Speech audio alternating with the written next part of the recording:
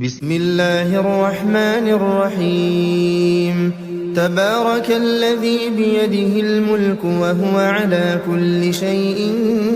قدير الذي خلق الموت والحياة ليبلوكم أيكم أحسن عملا وهو العزيز الغفور الذي خلق 7 سماوات طباقا ما ترى في خلق الرحمن من تفاوت فارجع البصر هل ترى من فطور ثم ارجع البصر كرتين ينقلب إليك البصر خاسئا وهو حسير ولقد زينا السماء الدنيا بمصابيح وجعلناها رجوما للشياطين وأعتدنا لهم عذاب السعير وللذين كفروا بربهم عذاب جهنم وبئس المصير إذا ألقوا فيها سمعوا لها شهيقا وهي تفور تكاد تميز من الغيظ كلما ألقي فيها فوج سألهم خزنتها ألم يأتكم نذير قالوا بلى قد جاءنا نذير فكذبنا وقلنا ما نزل الله من شيء إن أنتم إلا في ضلال كبير وقالوا لو كنا نسمع أو نعقل ما كنا في أصحاب السعير فاعترفوا بذنبهم فسحقا لأصحاب السعير إن الذين يخشون ربهم بالغيب لهم مغفرة وأجر كبير وأسروا قولكم أو اجهروا به إنه عليم بذات الصدور ألا يعلم من خلق وهو اللطيف الخبير هو الذي جعل لكم الأرض ذلولا فامشوا في مناكبها وكلوا من رزقه وإليه النشور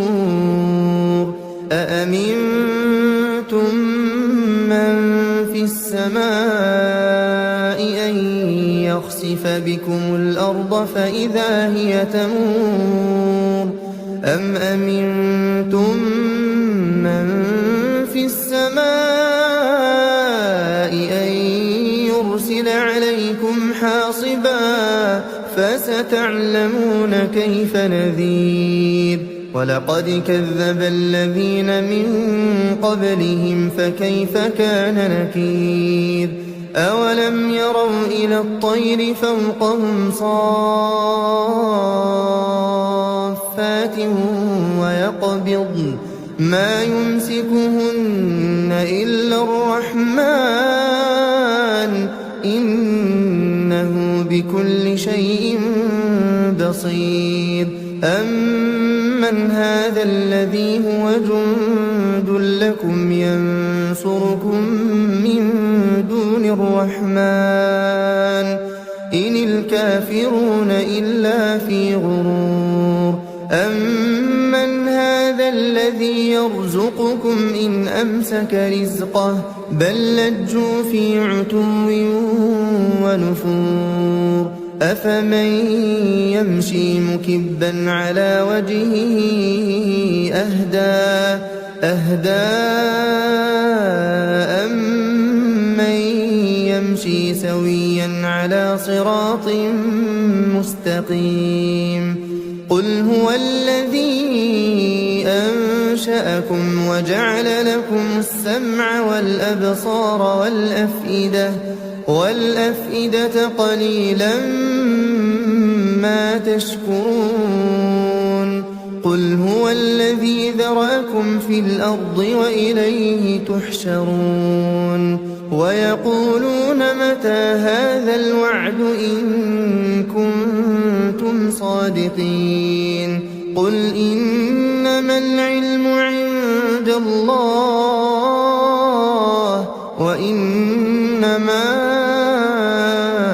أنا نذير مبين فلما رأوه زلفة سيئت وجوه الذين كفروا وقيل هذا الذي كنتم به تدعون قل أرأيتم إن أهلكني الله ومن معي أو رحمنا فمن يجير الكافرين من عذاب أليم قل هو الرحمن آمنا به وعليه توكلنا فستعلمون من هو في ضلال مبين قل أرأيتم إن أصبح ماؤكم غورا فمن يأتيكم بماء